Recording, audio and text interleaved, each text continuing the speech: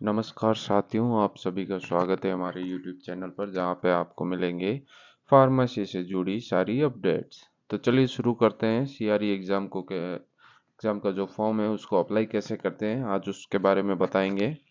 अगर आपने अप्लाई किया हुआ है तो थैंक यू। अगर जिन लोगों ने नहीं किया है उनके लिए ये वीडियो है। तो उससे पहले आप गूगल पे जाइए, गूगल पे सीआरई सर्च कीजिए, उसके अंदर सबसे ऊपर ही एक ऑप्शन आएगा कॉमन रिक्रूटमेंट एग्जामिनेशन का। उसके ऊपर क्लिक करने के बाद कुछ इस तरह का फॉर्मेट खुलेगा। वो खुलने के बाद आप क्लिक कीजिए सेंटर पर, जो लाइव एडवर्टाइजमेंट है उसके ऊपर क्लिक करने के बाद में नंबर 1 पर 2025 के ऊपर व्यू डिटेल्स कीजिए। व्यू डिटेल्स करने के बाद में आपको मिलेगा कुछ इस तरह का फॉर्मेट। उसमें क्रिएट ए न्यू अकाउंट या लॉग इन टू अप्लाई, अगर नहीं बना हुआ है तो क्रिएट ए न्यू अकाउंट के ऊपर क्लिक कीजिए। और उसके अंदर आपको ज़्यादा कुछ नहीं, मोबाइल नंबर, नाम और ईमेल आईडी और पासवर्ड आपको डालना होगा। आप चाहें तो उसमें विदाउट आधार कार्ड होता उसके थ्रू जा सकते हैं, नंबर डाले हुए आधार कार्ड के, और चाहते हैं अगर डालना तो वो भी डालकर लॉगिन कर सकते हैं। तो चलिए, हमारा आईडी पासवर्ड बना हुआ है तो हम सीधा लॉगिन टू अप्लाई पे चलते हैं। तो यहाँ पर आपको कुछ इस तरह का फॉर्मेट खुलेगा। अगर आपका बना हुआ है तो आप सीधा अप्लाई कर सकते हैं।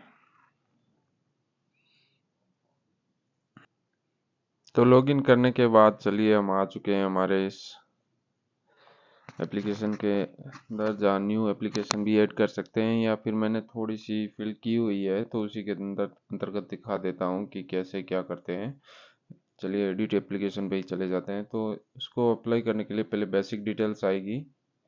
तो बेसिक डिटेल्स चेक करना है तो चलिए हम पीछे चल लेते हैं।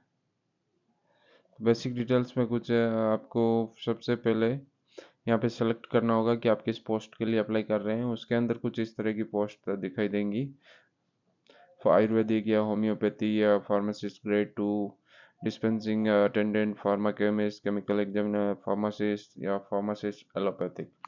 तो ये होगी। तो मैं इसके फार्मासिस्ट ग्रेड 2 के ऊपर क्लिक कर रहा हूँ तो उसके अंदर कुछ इस तरह की वैकेंसी लिस्ट आएगी, कहाँ कहाँ कितनी है। तो उसके अंदर कुछ क्राइटेरिया है तो उसी के हिसाब से फिल कीजिएगा। ठीक है आप, तो मैंने तो डिटेल्स फिल कर दी। उसके बाद में ये नीचे दो ऑप्शन रहेंगे। वैसे ऑप्शन नीचे बहुत ज़्यादा है पर उसमें से मैंने दो क्लिक किए हुए हैं जिस हिसाब से मेरे सूटेबल है मेरी प्रोफाइल के लिए। तो उसके बाद चलिए आगे चलते हैं। ये यस या नो जो भी है आप करते रहिएगा, क्योंकि जिसमें पूछा गया है कि अगर आप प्रीवियस एम्प्लॉय हैं या नहीं है, या कोई पीडब्ल्यूडी रिलेवेंट, या फिर आप पहले से कोई गवर्नमेंट जॉब वगैरह वगैरह पूछे हुए हैं तो आप उसके बाद चलिए चलते हैं। नेक्स्ट क्या है, सेव नेक्स्ट करने के बाद में क्वालिफिकेशन के लिए चलेंगे। क्वालिफिकेशन में आप अपना फिल कर लीजिएगा कि क्या क्वालिफिकेशन इसके अंदर चाहिए होता है। वो 2 MB से कम होना चाहिए। जो भी आप डॉक्यूमेंट अपलोड करें उसके अंदर 2 MB से कम होना चाहिए। ठीक है, वो अपलोड करने के बाद university passing, obtain percentage, institute, subject और नेम ऑफ द डिग्री वो सभी फिल करना है। वो फिल करने के बाद में आपको रजिस्ट्रेशन डिटेल्स में भी यहाँ पे कुछ नीचे दिया होगा, उसके यस या नो कर दीजिएगा। एज पर योर मतलब एलिजिबिलिटी। एक्सपीरियंस के अंतर्गत आपको अगर एक्सपीरियंस है तो आप एक्सपीरियंस सर्टिफिकेट भी अपलोड कर सकते हैं, अगर नहीं है तो उसको नो करके स्किप कर सकते हैं। एग्जामिनेशन स्टेट चॉइस, उसके अंदर 4 अलग अलग तरह के पूछे जाएंगे। चलिए हम नॉर्मली डिटेल्स फिल कर लेते हैं ऐसे ही। तो इसके अंतर्गत देखिए कुछ ये कुछ ना कुछ तो एक्सपीरियंस के अंदर आप अगर डॉक्यूमेंट है तो आप फिल कर दीजिएगा। अगर और एग्जामिनेशन स्टेट के अंदर 4 स्टेट देंगे आपको, जिसमें चौथा एनीवेयर इन इंडिया होगा। तो 3 आप अपने हिसाब से सेलेक्ट कर लीजिए, नियर बाई जो रहेगा। उसके बाद में अपलोड डॉक्यूमेंट्स के अंदर आपको ज़्यादा कुछ नहीं, नॉर्मली फोटो है, साइन है, या फिर thumb impression, left thumb impression है, या फिर कोई 10th सर्टिफिकेट है, ये आपको अपलोड करने होंगे। बट मेक श्योर फोटो आपका जो पासपोर्ट साइज फोटो है या फिर थंब इम्प्रेशन है या सिग्नेचर, वो 6 महीने से पुराने नहीं होने चाहिए।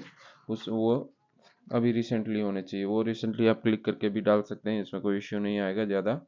बट 2 MB से कम होना चाहिए, और वो भी PDF फॉर्म में होना चाहिए। PDF फॉर्म में होना चाहिए। उसके बाद में थंब इम्प्रेशन और signature and passport size photo आपका वो JPG में चलेगा। उसके लिए आपको पीडीएफ की ज़रूरत नहीं पड़ेगी, आराम से आप कर सकते हैं। और उसके बाद में नंबर 6 का जो ऑप्शन आएगा वो आएगा स्टूडेंट पेमेंट। तो उसके लिए आपको पेमेंट के लिए एसबीआई का फॉर्मेट खुलेगा। एसबीआई में एसबीआई के थ्रू भी कर सकते हैं या क्रेडिट कार्ड या डेबिट कार्ड कैसे भी कर सकते हैं। आपको जो सूटेबल हो उसके थ्रू कर दीजिएगा और करने के बाद में प्लीज़ वेट कीजिएगा, वो ऑटोमेटिकली आपको रिडायरेक्ट करके यही पेज पे लेके आ जाएगा और वो आपका फॉर्म कम्प्लीटली सक्सेसफुल हो जाएगा।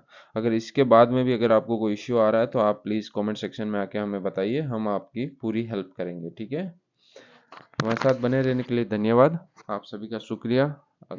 अगर किसी प्रकार की कोई क्वेरी हो तो प्लीज़ हमारे कमेंट सेक्शन में आइए, हम आपको तुरंत रिप्लाई देंगे।